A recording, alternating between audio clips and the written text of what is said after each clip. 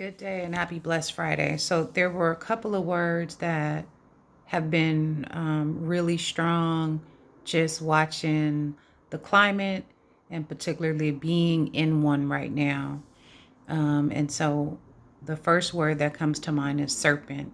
And in the dictionary, it's defined as a large snake, a sly or treacherous person, especially one who exploits a position of trust in order to in order to betray it, and then exploit, make full use of, and meanly or unfairly for one's own advantage.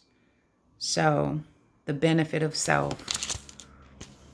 And it makes me think about being younger, right? And being connected to or trying to get to know people or in relationship with people.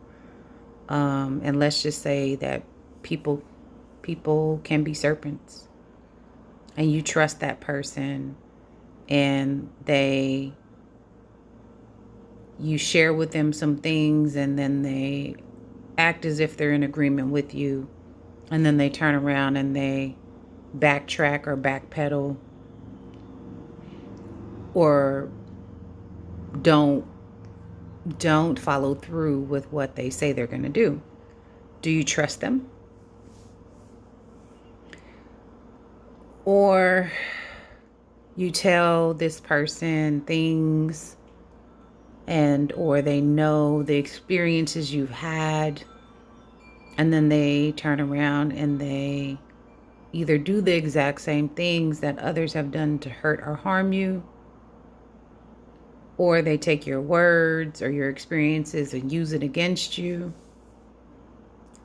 Do you then sit and tell them anything else? I think the answer to both of those questions are no. So I have this kind of thought, right? So the thought is, at one point, someone is put in a pit surrounded by serpents. During that time, maybe they experienced fear or stress or pain or agony, felt like they were walking on eggshells, maybe stressed out every day, and they knew they didn't like it. And they were able to get out of that pit. But during that time when they were in the pit, they spent a lot of time studying the serpents. Now outside the pit, they have an opportunity to be the light or be the serpent. Some choose to be the light because of what they experienced, and they would never want to put someone through the same thing. Some people say they would never do it, but the time that they spent in the pit, not only did they study the characteristics of the serpent, they then become the serpent. And they take whatever it is they need, whether it be to cover their own ass. They strike and they bite out of fear, maybe for a position, maybe more money, maybe to save face, maybe to not be accountable, maybe to look good, to avoid looking bad, you name it, whatever the case may be. That is the strike, and the venom is harmful to those who they've bitten. But ask a serpent if it gives a fuck. It doesn't. A serpent is going to do what a serpent does. But once you learn what a serpent does, you are not going to bend down to the serpent and say, when you bit me, this is how it made me feel.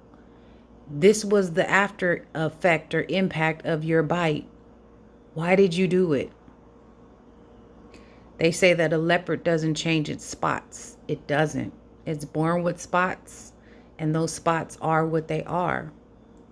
A serpent might shed its skin, but when it comes out of the shedding skin process, guess what? It's still a fucking serpent. So you have a choice. You could be a serpent or walk in the light. And what I'm referring to as the light is you can't read the Bible and say you believe and you're this person and you walk in these ways, but you turn out to be a fucking serpent. Light is something that's amazing. They say that what's done in the dark comes to light.